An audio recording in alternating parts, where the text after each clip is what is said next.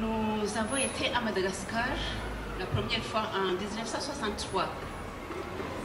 Et nous avons été appelés parce qu'il y avait des problèmes pour aider les femmes et les jeunes filles. Nos sœurs ont été appelées par un évêque pour commencer à Tananarive. Elles ont créé un foyer de jeunes filles parce que les filles qui venaient de la campagne, qui venaient étudier à Tananarive parce qu'ils n'avaient pas d'autres moyens, ne savaient pas où loger et vous connaissez les problèmes des villes qui commençaient. Nous avons commencé par ce foyer. Actuellement, il abrite plus de 60 jeunes filles et des gens du passage d'ailleurs. Mais ce n'était pas assez, il a fallu commencer une école sociale parce qu'il n'y avait rien. Au lieu de distribuer des choses, au lieu d'aider comme ça, c'était mieux que les jeunes dames apprennent à être acteurs de leur développement. C'est comme ça que nous avons commencé l'école et actuellement cette école qui était vraiment une petite école est devenue un institut supérieur de travail social. En même temps, je crois que c'était autour des années 80, il y avait une grande crise à Madagascar, de façon que chaque fois qu'on se levait à la porte, on trouvait des enfants abandonnés. On allait en ville, on pouvait acheter un enfant dans un soubik, un panier. Alors, qu'est-ce que nos sœurs ont fait? Elles ont commencé une maison pour accueillir les enfants. Actuellement, nous avons, à Tananarive, je parle de Tananarive seulement, nous avons plus de 350 enfants.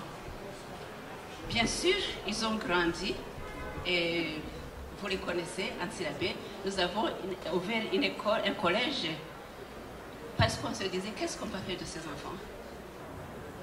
Et Mitou, là où vous êtes, c'était une école du diocèse, un collège, qui a pris beaucoup de temps avant de se mettre en route. C'était vraiment difficile.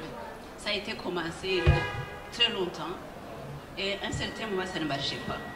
Les bâtiments étaient mauvais comme tout et grâce à, je crois que c'est Manus Nidas, avec votre aide, les bâtiments sont réparés, l'école marche très bien. La cantine a permis aux parents, au lieu de retenir les enfants pour garder les bœufs et tout ça, on les pousse pour aller à l'école. Parce que là, ils ont à manger et ils étudient. Les professeurs actuellement sont payés. Et j'ai entendu que depuis 2010, la réussite était 25%. Actuellement, on arrive à 95% de réussite scolaire. Donc ça, c'est grâce à votre travail et à tous les collaborateurs. Actuellement, il n'y a aucune étrangère parmi les sœurs, ce sont des malgaches. Et je vous assure qu'elles travaillent beaucoup. Elles font le travail, mais elles ont besoin de ce soutien. Et les témoins sont là, ils ont été à Madagascar. Et je voudrais dire merci. Merci à tous ceux qui sont adhérents à cette association. Merci à vous qui pouvez faire autre chose ce soir, mais vous avez préféré venir pour être avec nous, pour connaître l'association et peut-être pour adhérer. Je voudrais encourager les jeunes, j'en ai vu plusieurs. Venez à Madagascar, c'est un très bon pays. Le peuple est très attachant et très accueillant. Vous ne regretterez pas. Venez les visiter, venez voir et en même temps, comme ça vous parlerez de ce que vous avez vu.